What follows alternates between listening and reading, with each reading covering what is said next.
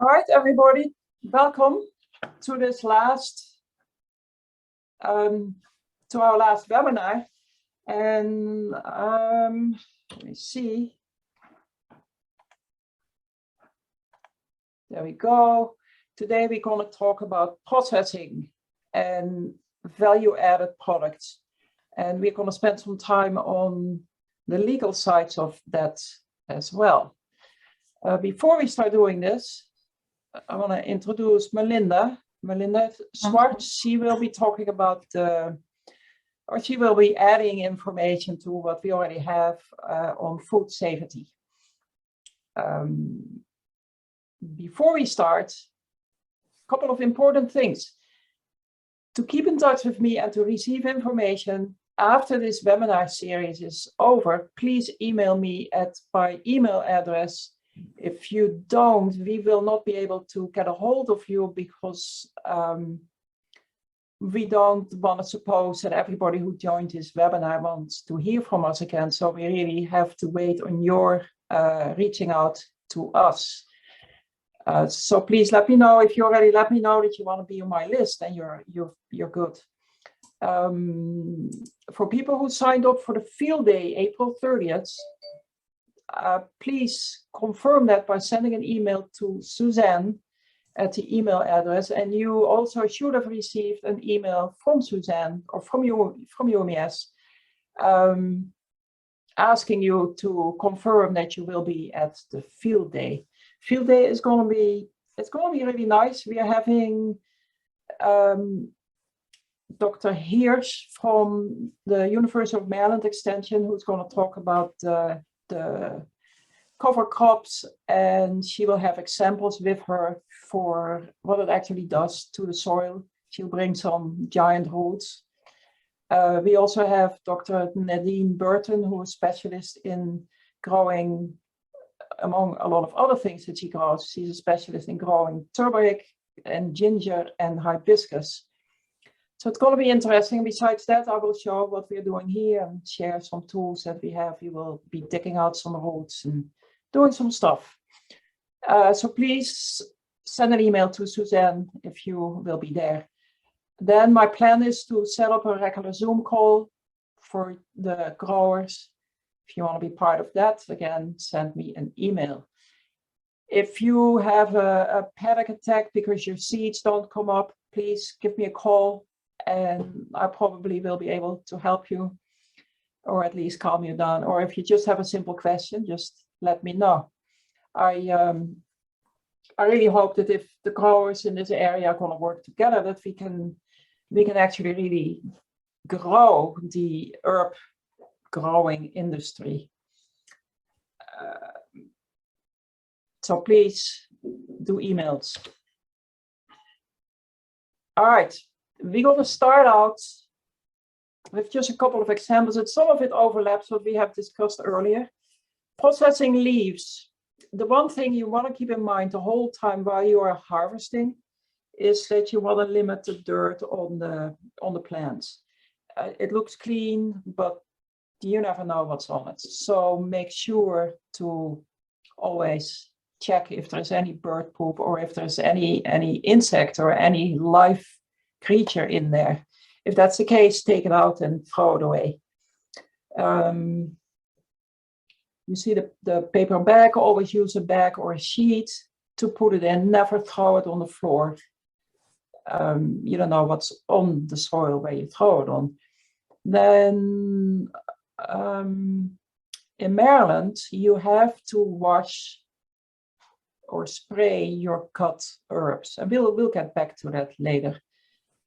Important thing to know is you want to dry. When you start drying it, don't hang them in the attic like I used to do. It was a fantastic drying way of drying. It was perfectly dry, but it's not legal in Maryland. And if you live somewhere else, you can probably get away with it, but you want to make sure that it's not that you want to make sure that it's a controlled area. So put a netting around it or something.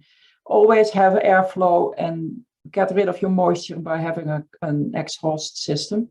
You can also use a dehumidifier. It's another solution. Anyhow, processing leaves. The leaves are dried when the stem is brittle. That is really the best way of knowing it.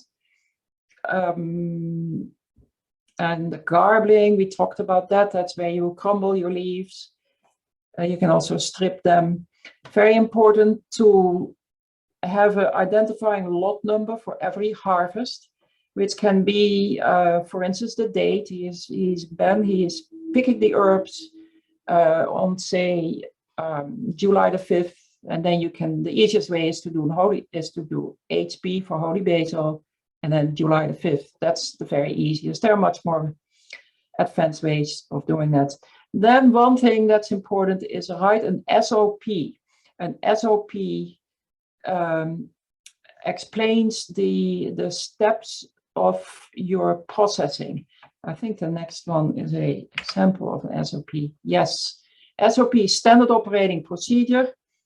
On the right is a photo of my favorite time in the Netherlands when we were watching the sailing races. So sorry, I had to add this.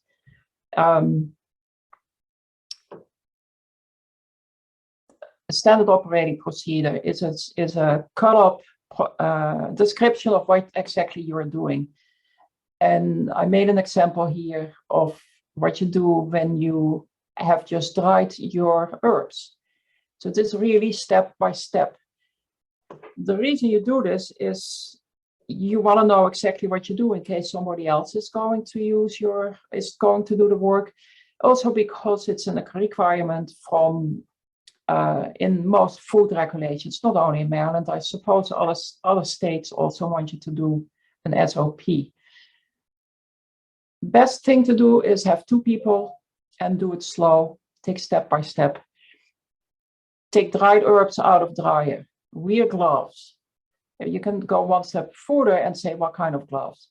Place herbs on screen. You should really go one step further and say what screen. Garble the herbs by pressing them on screen with hands.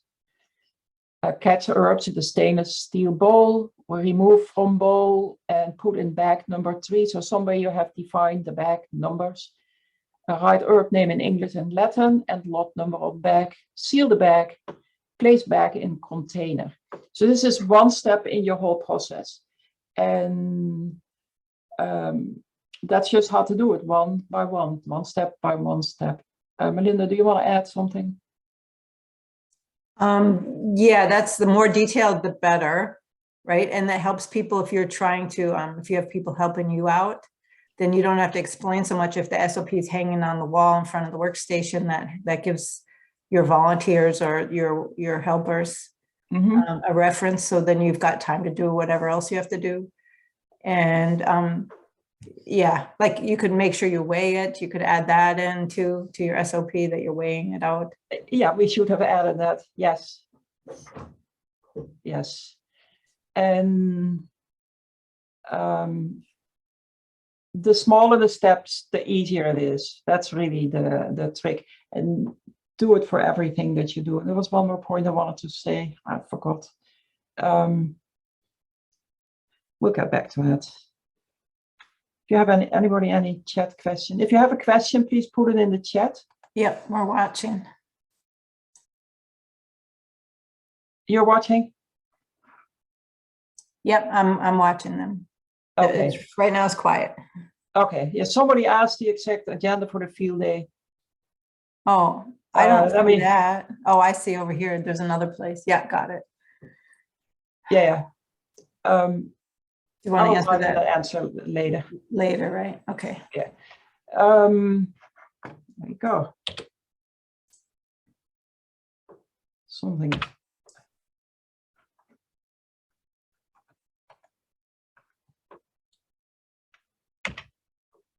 All right, processing roots. Now, roots, you want to figure out what part of the root you actually want to use. Most people suppose that you just use the whole roots. It's the same issue with branches. Do you use a whole branch, or do you only use the bark of the branch? So find it out by reading about it, or by asking your buyer and confirm it with your buyer. The buyer, in this case, this is cottonwood. The buyer only wanted to have the outer bark of the roots. So that's a whole different story than if some buyer wants to have the cut roots cut in inches long, for instance. That happens too. Before you start processing this, before you even have a contract with your buyer, you need to agree on this, because obviously if you sell the whole root, you have much more weight. So it's more profitable. If you sell only the skin of only the bark of the root, you have, first of all, added a lot of work. Second, you are losing a lot of money because your weight is going to be much less. So be sure that you understand this. If you have Chinese herbs, there's in order to dry Chinese herbs, there are very culturally determined steps that vary per plant that you are using. And just, again, same thing, make sure you agree with your buyer. Or if you start selling it, make sure who is your target market. If you target Chinese herbalists, you want to have processed your roots in a way that Chinese herbalists want to have it. If you target Western herbalists, they very often don't really care much, and they very often just want it chopped, which is the easiest way to do. Also, the Chinese herbalists very often want you not to wash it unless absolutely necessary, which is a question if you can do that. Again, describe your standard operating procedure. And if dried, make sure the final product has an acceptable water activity. We'll talk about that in a little bit. Processing flowers. I love this. These California poppy, they're absolutely gorgeous. And when you dry, they're still gorgeous. So they're fantastic to add to a tea, because just for the look of it. Now they're also nice, calming and slightly pain killing. So they have a function too. Very important for flowers, even more important than for regular leaves. Pick the flowers in the morning after the dew is gone, and also pick them before they start setting seeds. Talked about this before, but what happens if when you start drying them, the seeds will continue to develop, and you do not want to end with seeds in your final product unless the seeds are essential in it. If you have large flowers like echinacea, you want to cut them in half or in quarts or even smaller, because the heart is too big to dry. If you wouldn't do it, then your heart is not dry, but your petals are already dry, and you want to prevent it, so cut them.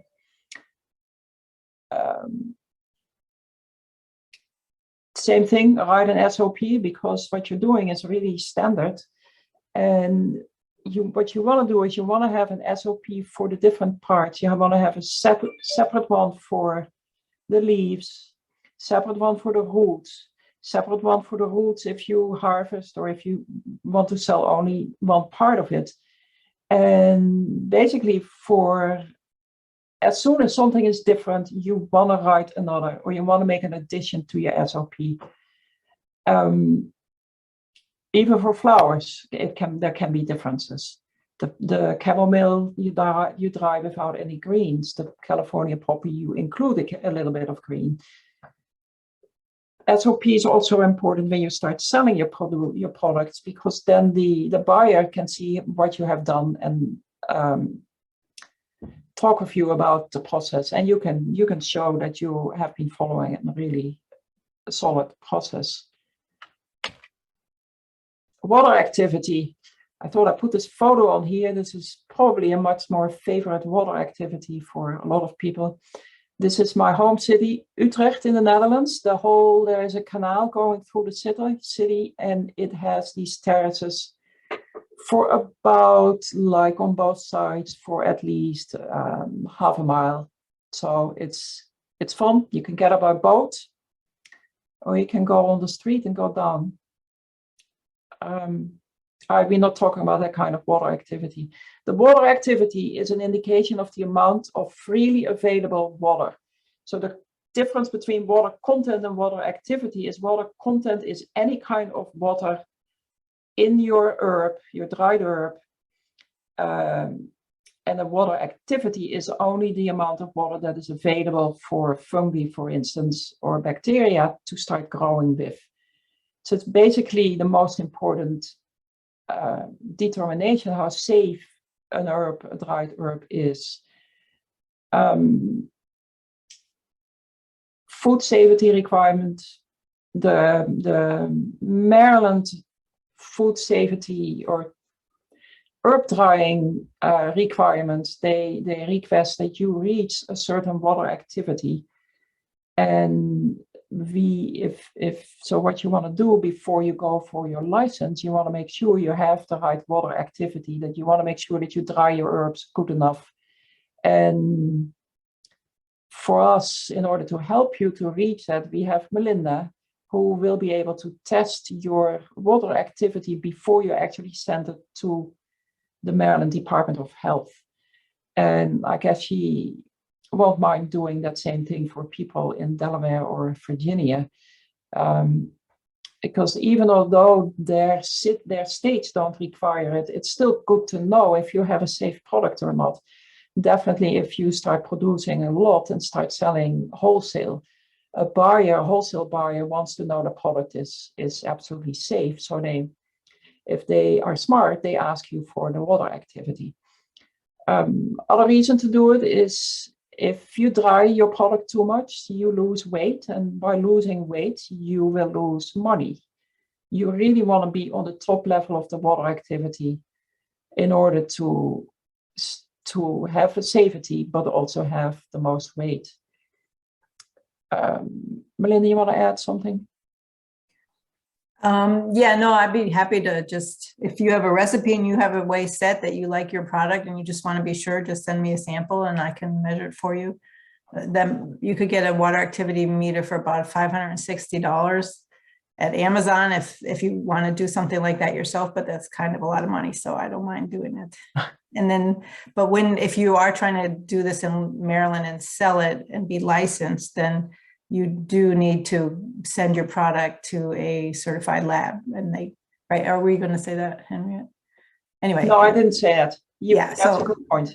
Yeah. So then after, like, if you sent it to me and I'm like, yep, it's good, it's a 0.6, which would be great, or 0.62 or whatever, then you would send it to the lab and they would give you the official answer that you have.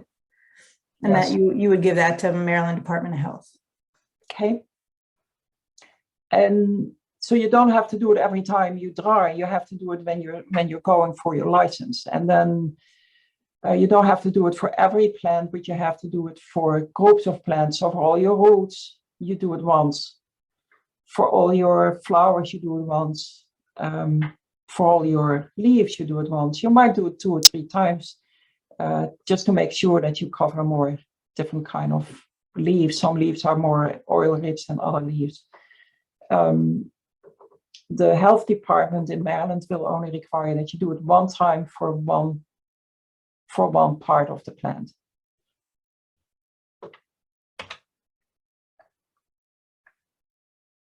Here we have requirements for dryer. Now, an herb dryer is it's just the thing I get the most questions about, I think, because there are several designs for dryers that are seemingly easy to build. You build a large closet, or you build a small barn, a small shed, and you put in hot air, you take out the moist air, and that's your dryer.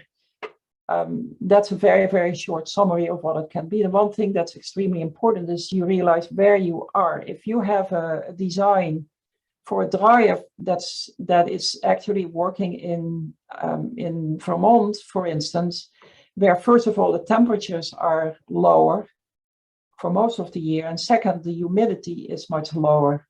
Not much, but it is lower than here, even although they think it's very, very moist, very humid. It's not as bad as on the eastern shore of Maryland or anywhere close to the Chesapeake Bay. So the challenge that we have in this particular area is the high temperature in the summer, which makes it hard to add a heat source because your temperature is already high. And then the other problem is the humidity. You have to take out more water than the people in Vermont have to take out. So before you start building it, make sure you have a sample or an example or a design from somebody who is in your area or in a similar area. Like in my case, I'm here at the Eastern Shore. I'm like really close to the water, and it gets humidity of 100% sometimes. So what I do at my own dryer is I cool the air and then I heat it up again in order to create that temperature difference. A thing that is extremely essential is that you have air movement. No matter if you use a hot air dryer or if you use a dehumidifier, which you can do too, you can buy a large dehumidifier or 2 or 3 smaller ones. Have as many as you need for the size of your dryer. The challenge with dehumidifiers is they bring the temperature up. So if you have one that brings the temperature up too much, you are drying your herbs, but you also have created a temperature that is too high. It might go up to like 130, and you don't want to do that. It can work though. Adding a dehumidifier to a very large closet can really create a drying environment, but you still want to have the fans to remove or to move the air, and you absolutely still want to have the exhaust fan to get rid of the humidity that you're pulling out of the plants. Some states have very specific requirements. Yes, before you start spending your money on a dryer, if you live in North Carolina, make sure that you check the requirements, because they have some requirements for the material that you build your dryer of.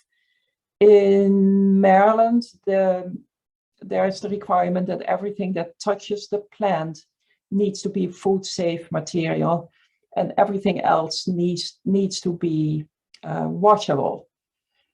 Where in North Carolina, they are considering adding requirements that the material also need to be safe in the temperature. So just an additional thing. Only combine herbs with similar drying requirements and times. Yeah, you don't want to have, like in the example, I have elderflower. You don't want to add a plant like holy basil to this, because the holy basil requires a longer drying period. And the elder actually is drying pretty quick. Now, if you want to combine it with nettle, which would make sense because you harvest them at the same time, you can, if you want, you can combine them. I personally prefer not to combine them, but you could do it if you have a really large dryer. That's what you end up doing. Limit the times that you have people going into your dryer, because every time you open a door, bam, you have more moist air in there. Also, don't have visitors go if you have a walk-through dryer. Don't have people walk through there to show them what you're doing. Really limit the number of persons that can be in there. Again, write the standard operating procedures for the drying, which means separate ones for roots, leaves, flowers, and seeds, and then we're again separate ones if there is really differences between them. One thing, if you have what they call a commercial dryer, which is basically the countertop, you put it on a table. It's a small box with drawers in it, and you can get bigger ones too. They are normally too small for leaves because there's simply not enough room for it, but they are very useful for drying flowers, especially like chamomile or calendula, and roots. If you have cut them up, you can get a lot of roots and a lot of flowers in a relatively small dryer. And you can definitely get pounds and pounds of calendula by just using 1 or 2 of those smaller dryers.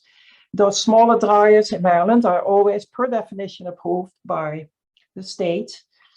And if you buy one, make sure you have one that can go to a lower than 105 temperature, so you don't have to start out right away. You need to have one with starting temperature of 90 degrees. If you just start drying this, you just do it for yourself, it's a perfect way to start. Oops. Regulations. The processing, always when you start mentioning regulations, it kind of honestly freaks people out, because we are not, I don't think any herbalist or any farmer wants to have to really to deal with a lot of regulations. But the other hand, we're talking about food, so people are eating it or drinking it, so you do always have the risk that somebody gets sick. And all honestly, that risk is not very, very large, but it's, according to the health department, there is a risk. And there definitely is a risk if you sell people, say you give them a bunch of fresh leaves that happen to not be too clean, they're gonna make a sun tea with it. They put the leaves in water, they put it out in the sun, they let it sit for 2 hours, then they start drinking the tea. Any toxic, any dirty element that was in those leaves will end up in the tea, and it might definitely make people sick. That's, so you don't want to do that. I'm kind of messing things up at the moment, but since I'm talking about adding that to cold water, there is a requirement in Maryland that you add boiling water to any tea that you create. And the reason is the boiling water is what they call a kill step. It kills any kind of fungi or bacteria that sits in your already dried herbs. Any tea that you sell, any dried herb that you sell in Maryland, or that you have produced in Maryland, you can sell it in Virginia, but the fact that your farm is in Maryland and you have processed it in Maryland, the Maryland Health Department will require that you put on your label add boiling water. All right, that was on a little of the sides. Before you start setting up your whole business, please check with your state what the regulations are for drying. Find out when there are food safety classes. Those classes are interesting to do. You will always learn some new things. They don't cost you a lot of money, and it's good if you have that little diploma. When a buyer comes and he sees that you have participated in a food safety class. In Maryland, it's required that you do this. All right, we'll get on to the next subject. Understand the difference between food and dietary supplement regulations. Food is state and supplement is the FDA. The fact that it's a federal department, it makes it already more complex. It's more elaborated. It's the book had back onto it. Regulations, whatever, even if you live in a state where there are no regulations for drying herbs other than following standard food requirements, you still want to keep records of everything you do. And there's two reasons for this. You want to know what you're doing just for yourself. You want to go back in the past and see, hey, how did I do this? Because now you're starting to harvest the nettle. You want to do it. Your buyers expect you to have the same quality of nettle, so you want to follow the exact same method as you did last year. So you can go back in your records and see what you did. The other reason is your buyer might want to know how you have processed it, and you can show them, this is what I did. So even if your health department does, or if the FDA doesn't require it for you, still do it. Make those records, and definitely give everything you do a lot number so you know what herb is in what final product. Golden rule: never ever make a medicinal claim. So don't put lower cholesterol on your artichoke tincture.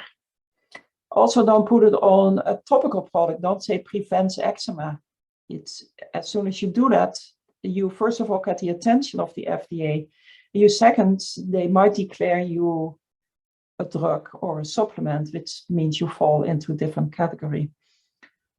Also, and we'll get more onto the differences for each, if it's a food, a supplement, or a drug. Never post online claims with product advertisement. Don't sell your bitter tea by stating that it will lower your cholesterol. The only thing that you can say are very generic remarks like supports digestion. That's kind of on the border. They'll let you get away with that. If you mention something, you can, and you make kind of a claim. You can do it if it's a temporary situation. You can say it will support allergy symptoms, or it will support seasonal allergy symptoms. So it's a temporary thing.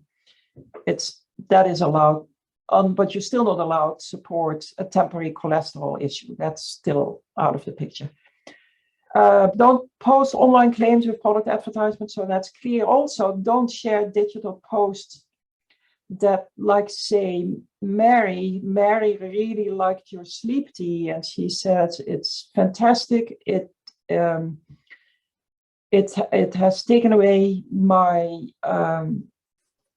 whatever reason that she couldn't sleep. And she says it's a fantastic product and really everybody should be buying it. Sadly enough, you should be very careful with sharing this.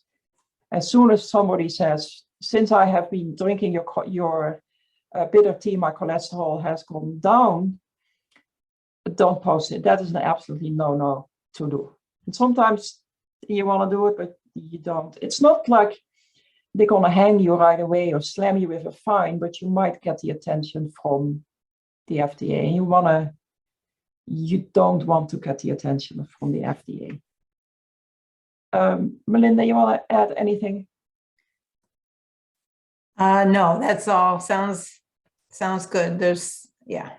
Okay. Best not to say anything about health. Yes. So here we have food. Food is regulated by your state's health department. It's good to know that it's your health department, because I remember the time when I was just doing this, I tried to call the Maryland agricultural department, and they didn't know anything at that time. And they also didn't have the idea to tell me you have to go to the health department. So it's good to know. Product is defined as a food if it's normally considered a food. So if you normally drink it, like elderberry syrup, it's a food.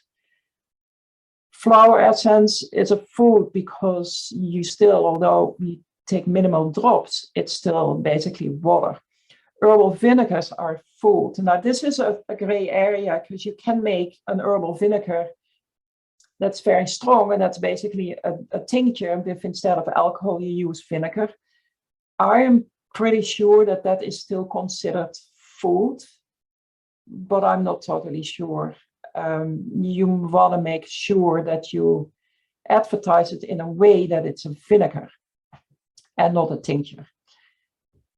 All right, now big letters until the moment that you put a health claim on it. So say you're selling elderberry syrup, and you say that it is an immune stimulant. It stimulates your immune system. That's on the border. It's not definitely a medicinal claim, but if you start selling it as elderberry syrup will help you fight, will prevent you from getting COVID, then that's really killing yourself. That's basically putting a suicide on your product. First of all, because it's COVID and they are looking at claims regarding COVID, but in this case, just an example. Don't do it. As soon as you say elderberry syrup is something medicinal, you make your simple syrup into a supplement. And then you start dealing with the FDA, who regulates the supplements. Capsules, and so it's basically, if you normally eat it or normally drink it, it's a food. If it's a product that you normally don't eat, like for instance, you have ashwagandha, nobody considers ashwagandha really as a food. You don't eat ashwagandha, although this is on the border because you do eat it, you do create soups with it. But a powdered ashwagandha is probably going to be considered a supplement. Milk thistle powder will be a supplement also because the people at the health department probably know that milk thistle is a supplement. It's known to be a supplement. And then you don't ever eat a milk thistle seed. So milk thistle powder is not going to be considered a food, where sesame seed is a food. So it's a balance. It's a gray area, and I just try to prevent that you fall into the supplement category by not saying that milk thistle is good for your liver. If you want to say it indirectly. It's hard because you want to sell your milk thistle powder as something that's good for your liver, something that helps you detoxify. And then you're very limited in making this claim, in making this advertisement. That's one of the reasons why it's not all that easy to sell these kind of products beyond your group of people that you already know. So definitely, usually you would say, you can't say it cures anything, and, No. and you can't say it prevents like heart disease, but you could Yes. say it promotes heart health. And you're probably okay saying something that's a positive swing, but you never can prevent or cure. No, exactly. Yeah, I have that sentence somewhere. Yeah. Yeah. One thing that I didn't mention here, but that's done very often, is putting on your label that this claim, like I think I put it on my evening tea that has chamomile in it. And then I say this is a calming agent and it helps your digestion. And then underneath it said this claim has not been approved by the FDA. There is and I'm sorry, I should have added that exact text. There is an exact text that you can use. You just take it off any kind of supplement that you're buying.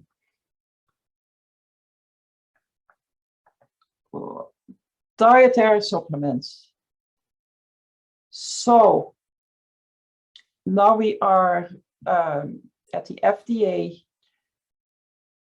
and the supplement is any substance that adds to food. So it's not food, it adds. You add it to food. It's not standard part of your food. Like oatmeal is a very healthy, basically it can be considered a supplement because it has actually been approved as something that supports your heart. But it's not. It's food because you eat it. Anything like the milk thistle, you eat that on top of your regular food. So it's literally a supplement. This regulation, there are two links on the bottom here. Before I get to that, it's an enormous amount of information in these two links. You'll see that. And it's very overwhelming, and it's totally frustrating to try to figure out what in the world they're saying because you're not a lawyer. If you're serious and you really want to start producing supplements before you start creating your company, take a lawyer, hire a lawyer with this background and see and ask them to walk you through all the steps that you're going to take. It's not impossible. It's absolutely not impossible to do it. It's just cumbersome. A substance that adds food explains, yes, this is important. There are certain health claims you can make if you sell a supplement without prior approval from the FDA. Those are the health claims that were already approved by them before 1994. This is when the law changed. Then you can have health claims that you have to request if you are allowed to make these health claims.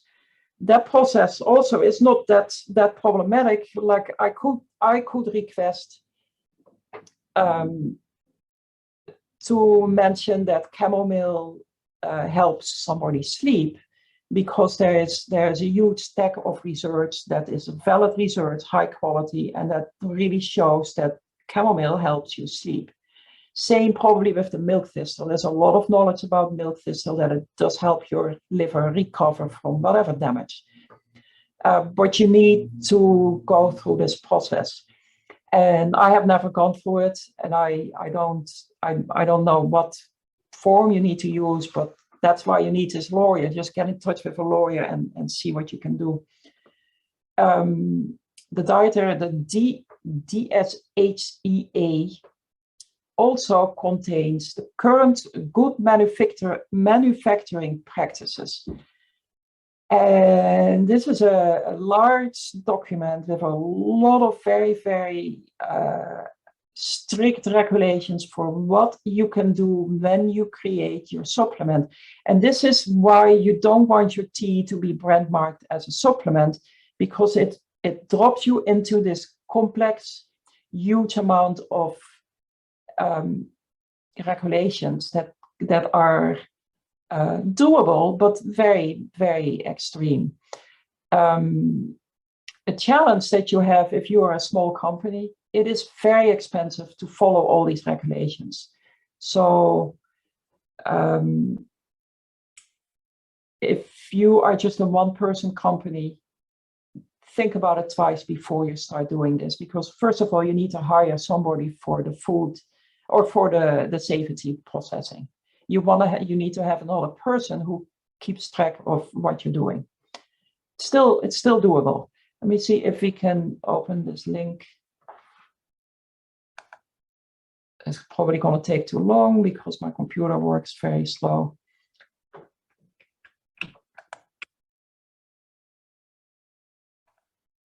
There we go. Again, when you do this,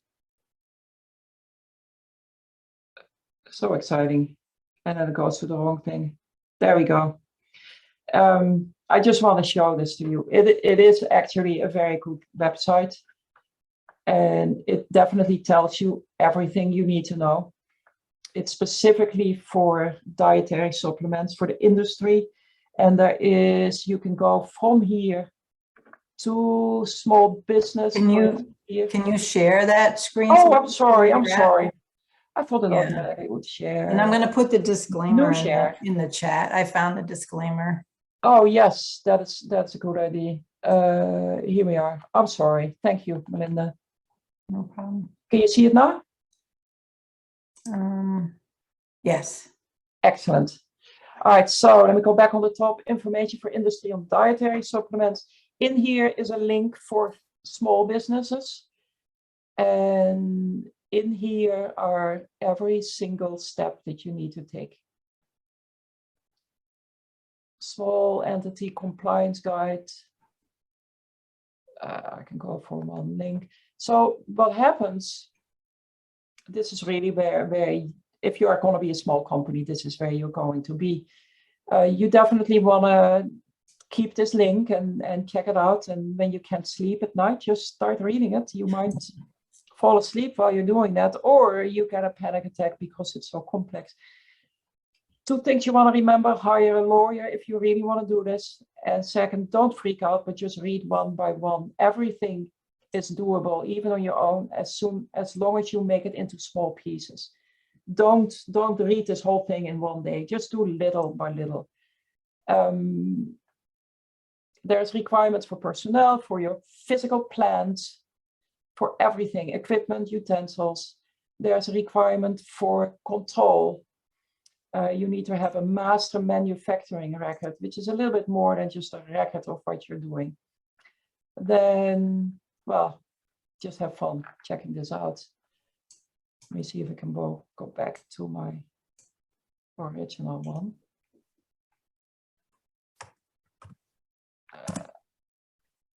Are we seeing this, Melinda? I just put the disclaimer, but somebody wanted the link to disclaimer in the chats. Yeah, just one I found on a legal website, but Okay. I think Sheila wanted this link to be put in the chat so she can open it. The one from that's a good idea. Can you the do one that? I'm not sure. I'll just have to, if you go back to your original slide, I'll try to. Yeah, I am because we're still on the FDA page. Oh, okay. Here we go. share. You see it Okay, now? yeah. Okay. So let me just see here, FDA.gov. The if you do something, you have a food product and you put what can go wrong is your claim. You might put a claim on there. You're just totally out of luck. Somebody sees it and somebody is in a bad mood and they are like following it up, and they actually are correcting very small companies. You might receive a warning letter. You won't receive more than a warning letter. You're not going to be slammed with a fine. You're not going to be charged with anything. You get a warning and you get plenty of time to correct what's wrong with it. So don't be nervous about it. You can correct it. The problem when you get a warning letter is they know you. Now they know you. You're on their list, and they might come back and see if you do everything that you do in the correct way. But it's not like you're going to be put out of business. You just have to redo your website, for instance, which is something you don't really want to do. Melinda, can I go to the next page? Yes. Here are the health claims. In the third part, the FDA defines drugs. Articles intended for use in the I cannot pronounce this word, diagnosis, cure, mitigation, treatment, or prevention of disease. So really what you need to, you are never ever going to use these words, because if you do, you are going to be a drug. You're going to be a pharmaceutical. And again, same thing, you'll get that letter and you need to correct your errors. Just be careful. Don't say it will cure cancer. And the thing that always irritates me personally is I see advertisement coming up on my Facebook page, and it tells me this will cure cancer. And I know it's illegal to say, and those people can get away with it. And if I will do it, I cannot get away with it. I simply understand that those large companies have hired a whole bunch of lawyers to defend themselves in case they get charged with anything. And most likely, none of the participants in this class has a group of lawyers ready for support. What is this? Structure function claims. That's just a title that you want to be familiar with. It means something changes something in your structure, the structure of a human being, or it changes something in the function of a human being. And you want to stay away from that. Food products should not be labeled with claims beyond general health. We already talked about this. This comes from there. Keep in mind, as soon as you add a health claim, your product could be considered a supplement or even a drug. So just be careful. This is part of the DSHEA law. Current good manufacturing practices. This is for supplements. Now, there is a couple of good things in this. When you are a grower and you grow, that milk thistle, you're growing it yourself, and you're also growing other herbs. There is a regulation that any producer, any manufacturer of any supplements needs to have a certificate of analysis of every element that they use, every herb, in this case, what they use, which means they have to get it tested, which can be extremely expensive. It can go into the thousands of dollars. If you're a farmer and you simply keep track of what you keep your seed bag, you dry your herb in a press, then you have proof that your herb is your herb. You can see this is echinacea, and don't question me about it. This is what we have. They can look at it and see it. They will accept that. They will most likely accept that. It's not up to you to say, okay, I have all this, so I don't have to ask for permission. You still need to have that talk with the FDA if you want to sell your product as a supplement. So if you want to make a tincture, this is a really easy way out to do it. The other thing I thought I mentioned it here. If you sell your tincture, that's another, let me get back to that. Henriette, Yes, the words on the screen are kind of, I don't know, are they all, maybe it's just me, I'm the only one seeing that, I can't see all the words. you can't see all the words. No, I don't know if maybe I'm the only one. I don't know. I can't change that. Sorry. Okay. Okay. Everyone else said it's good. Okay. Okay, good. Sorry, it's you. That's okay. Okay. Here's another way out. If you're making tinctures and you're only selling them in Maryland, if you're in Maryland, you only sell them in your own state, then you don't cross state line, which means the federal government has nothing to do with your products, because federal government will only start when you go over the border. Now, there is a couple of complications. If you you're selling your echinacea tincture at the farmer's market in Silver Spring, and you go to the farmer's market in Baltimore, you're cool, you're fine, you can do that, as long as you don't put any claim on it. Unless the FDA person that sees you is in a really bad mood, and then they might say, but your glass, your bottle is not from Maryland, so you did cross state line, so you are falling under the federal, under the FDA. Now, this is a small chance, especially in Maryland, where you can actually also buy your Maryland produced alcohol. So you can do it. You can make your tinctures and sell them in Maryland. Other thing to know is, if you're growing that echinacea and you're selling it to a manufacturer that's going to make it into a dietary supplement, you have nothing to do with all these regulations. It's only the manufacturer. That last part I put on just to give you a small introduction to the wordings that has been used in this law. It's not easy. That's where you really need to hire a lawyer if you go for supplements beyond your state. Melinda, you want to add something? No. Okay. Are there any questions regarding all this? Because this is different. Let me see. Nothing right now. Okay. Cosmetics. So of course, there are regulations for cosmetics. There's nothing in this world that goes without regulations. But the cosmetic regulations are not the FDA. It's voluntary to register your cosmetic product with the FDA. And a cosmetic is anything you put on your skin. So it's not just something, cosmetic normally is like something that makes you look different. A cream that's a moisturizer is going to be considered a cosmetic. A cosmetic is the last one. Cosmetic is defined as a product used for cleansing, beautifying, promoting attractiveness, or altering the appearance.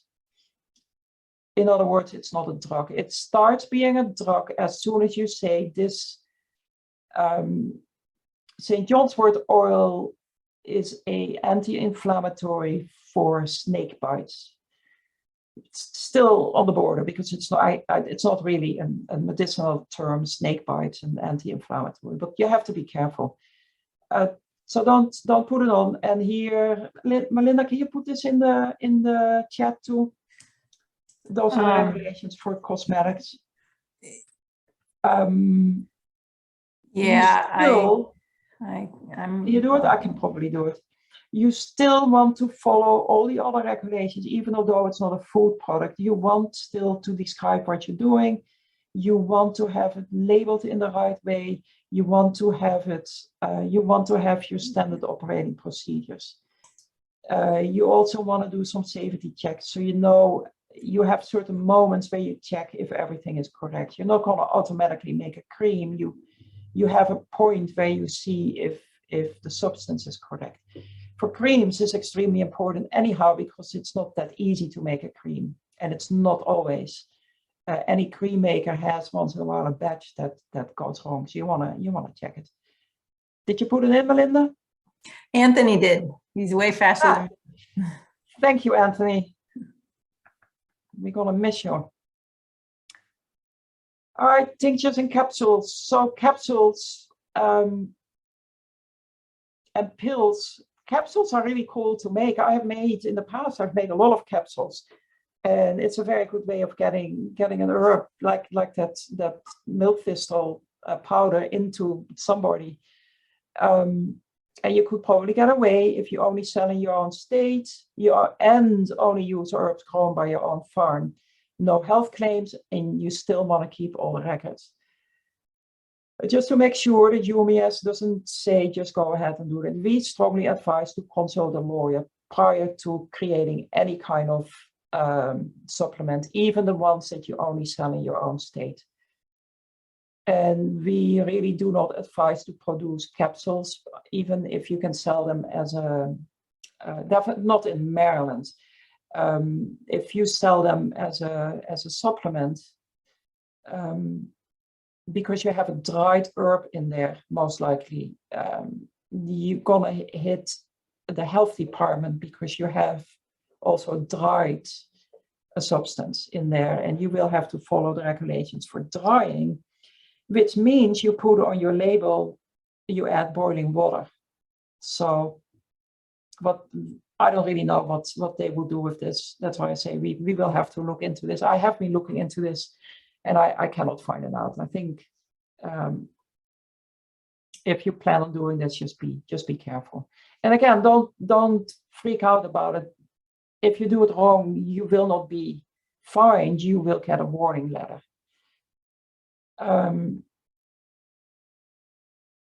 Tinctures. Before I go to really the method of making a tincture, what time is it? You only have a couple minutes. Yeah, I only have a couple of minutes. If you do tinctures, make a decision if you want to do it traditionally, in a traditional way, where you use brandy or vodka, or do you want to use alcohol, like Everclean? If you do brandy or vodka, you have a much harder time to explain to anybody checking what you're doing what the alcohol percentage is. Where if you just buy 90% alcohol, you know this is the amount of alcohol that's in it. What else do we have here? Steps of tinctures. Flower essence, absolutely beautiful thing to make. And if you have a market for it, it's a very profitable thing to sell, but it's very difficult to create your market. Infused oils, pretty cool. So this is infused oil, most likely going to be a topical. Same thing, measure everything what you do. If you start selling it, you want to know how many herbs you have in your oil.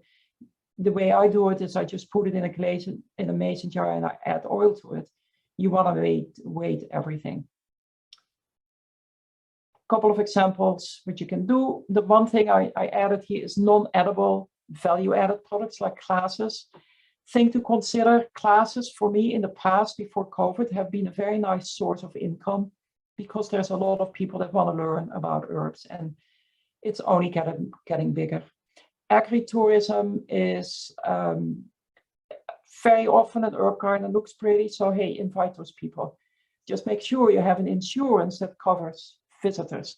Crafts, after spending this week in the Netherlands, I noticed that herbal craft is like a super big thing there. Every store sells dried herb flowers, not just dried flowers. And there's all kinds of things that's being made with like dried roots, for instance. It's pretty cool. Henriette, Jenny was asking for cosmetics. Do you also need to wash the herb before using, before drying? If you start drying it, you want to wash them, yes. If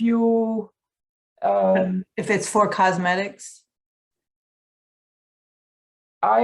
Probably not, because you have it for cosmetics, but I would still, it really depends what it is. If you have flowers, you don't have to wash them. If you have leaves, you can,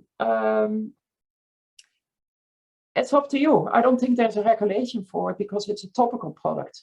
I would personally say, yes, wash it because you don't want to have the pollen in your topical product neither, but you're right, you don't have to because you're not eating it. So, yeah, I'm pretty sure you don't have to wash it. You're not being forced to wash it. It's your personal choice.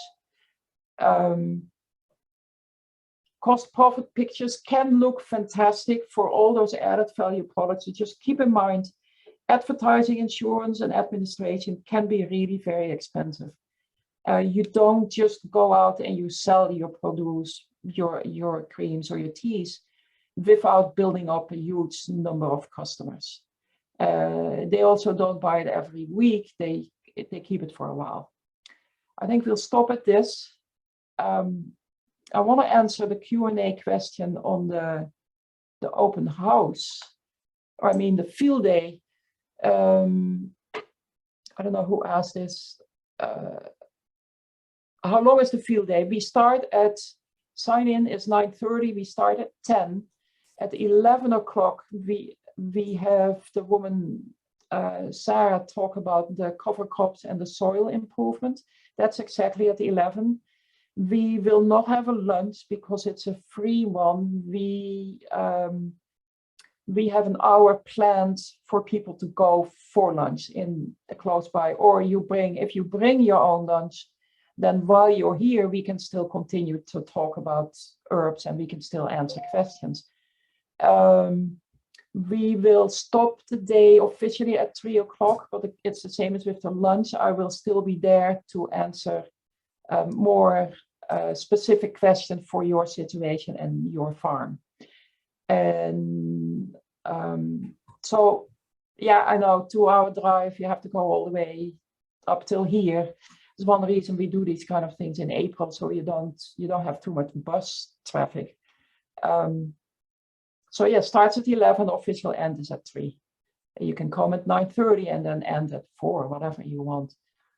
We have any other chats? Yeah. Have you ever had a situation where the process of harvesting and processing herbs for the Chinese herbalist market or another market was counter to MDH food safety regulations for processing herbs? Yes, that's a very good question. That happens with when you start following some of the traditional Chinese drying methods. Yes, it's totally against what MDH wants you to do. So you have to adjust. You like, for instance, what did I dry? I think it was the red root that I had to dry. I really wanted to follow the original Chinese methods. I had to dry them in open air first, not protected from anything. So instead of doing that, I put a netting surrounding it. So it was still drying in the air, but it was protected at least. I wasn't supposed to wash them directly because then I would damage the skin, the outer layer. So I dry them before my final drying step. Then I wasn't supposed to dry them quick. So I brought up the temperature very, very slow in my dryer. I put them in the countertop dryer up till 110. And that was okay for the Chinese regulation. So sometimes you simply cannot do it. There are Chinese herbs that are not allowed. You should not be washing them. You can't do that if you're in Maryland. But in other ways, you have to make adjustments. And if you have a buyer, you have to go over the adjustments that you need to make just for them. So I hope this helps. Chinese herbs are a little bit challenging to process. That looks like it. Yeah. That's it. All right. Well, thank you for being here. We have taped it again, so we will email you the taped video. We will also email that to the people that couldn't be here. Please send me an email if you want to stay on this email list, if you want to continue to receive information on herb growing through UMES. And please send street@umes.edu an email if you want to come to the field day. You send me an email to her and I can forward it to her. thank you. It was a nice cycle of 4 webinars, and I'm very happy to see live faces instead of a television screen. So I'm looking forward to meeting all of you. That'll be Yeah, great. thank you, Melinda. So Sheila asked to keep her on the email. Okay, so Sheila, I need your email address. And that I have your email. Okay. And Guys who say me too, please. Let me see if I can get to you. Please. Yeah, I cannot see. Oh, wait a minute. I can write it down and then I can ask for the email. Or Sandra, I have your email. Sheila Clark. Okay, we'll put you on the list and then we'll keep in touch. Feel free Sheila to put in her call. email. I have their emails. Okay, good. It's good. Okay, thank you all. Thank you. Thank Have you a for good all the day. good information, Henriette. Thank you.